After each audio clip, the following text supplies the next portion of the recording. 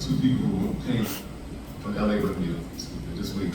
I really needed it with me because we had to drive from Houston to here. We moved to Houston. And we drove that I-10. Anybody ever notice the I-10 goes like all the way across the country? You know, like the I-10 to get anywhere. And don't have to get off the 10, right? Santa Monica Freeway all the way. To Jacksonville Park. So people should never get lost if they, just don't get off the 10.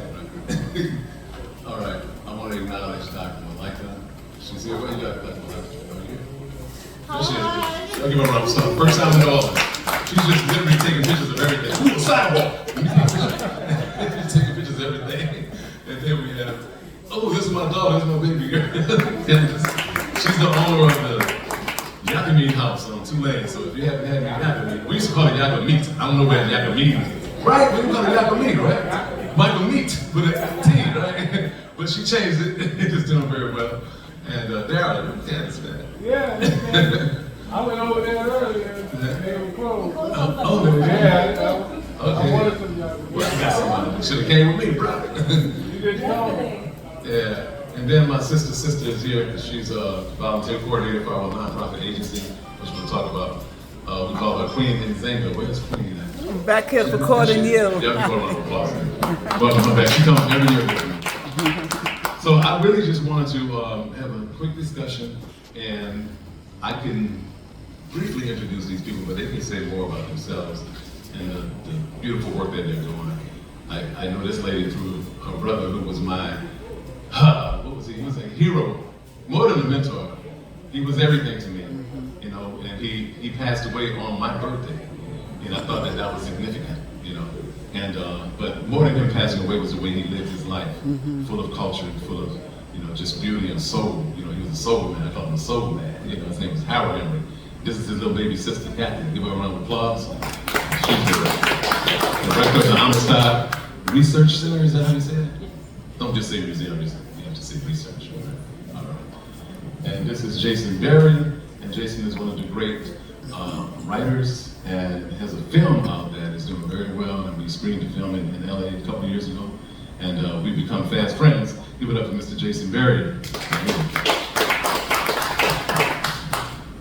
And that stated, I just wanted to ask you guys a couple of questions. And the first question might be obvious to everyone, that in light of the current political environment that's going on, you talked about it the other night when we were at your house, and we talked a little bit about the political environment that's happening. I know everyone's aware of what's going on right now, so we don't need to dig too deep into it. But in light of that situation, how has it affected your career, your profession, the people that you care for, the people that you support? What's going on since, what do y'all call him? I don't want to say his name. Anybody got any names for it? Nothing? The The horse? Yeah, the orange guy who lives in I like that big White House. He turned the White House down. That's what it looks like. So Miss Hambrick, how you doing? You've been experiencing some things since this. Well, in the first quarter of this year, I was in a bit of panic. I think as most Americans were, but woke up, I think, maybe the first week of April and said, okay, what are we going to do about this? Why were you in panic? Well, we lost, at the Homicide Research Center, we lost 40% of our income due to the executive orders within the first 3 months of the administration in Washington.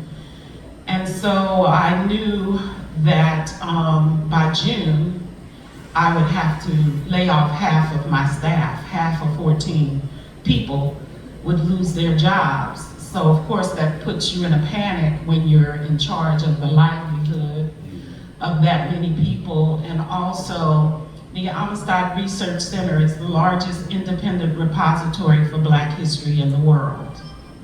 Most of us know what a library is.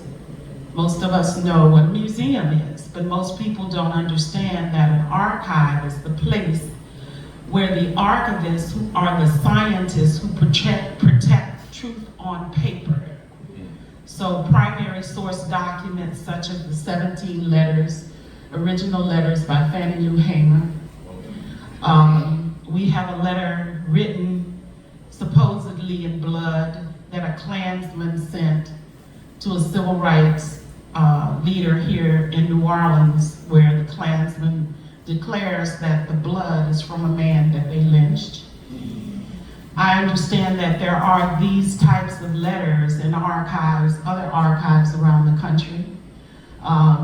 So no doubt the tragedy of our history, but also the triumphs of our history and the legacy of the people who gave their lives so that we could have all of the opportunities that we have today. The truth about their lives and their sacrifices are on the papers that we protect and the films that we protect at the Amistad Research Center. It was no doubt in the first quarter that the new administration in Washington, it was clear to us, clear to all of us, I think, as Americans, that this was an attack, direct attack on Black history. As my friend Lonnie Bunch at the Smithsonian, we all knew what was happening there. My other colleague at the Library of Congress lost her job. All of the government shutdowns of the granting agencies, we lost 40% of our income. I woke up in the middle of the night in April and yes, I said, gotta do something. I come from a family who takes action. We gotta stop talking about it and be about it. So I put out a call to action by purchasing the domain name SaveBlackHistory.org. We've raised $92,000 on that platform since April. $1 at a time, no dollar. My message to all of you and to America is $1 at a time. There's no amount too small, no amount too large. I then contacted private foundations and put a message out to the world that we needed private money. We needed friends and allies to come to our support.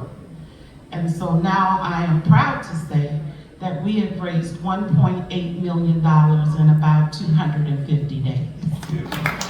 And so you were able to save some jobs, bring some people back who had previously been cut as well. I laid off 7 people on June 15th. By the day after Labor Day, September 2nd, all 7 were back with benefits for the next 2 years. Wow.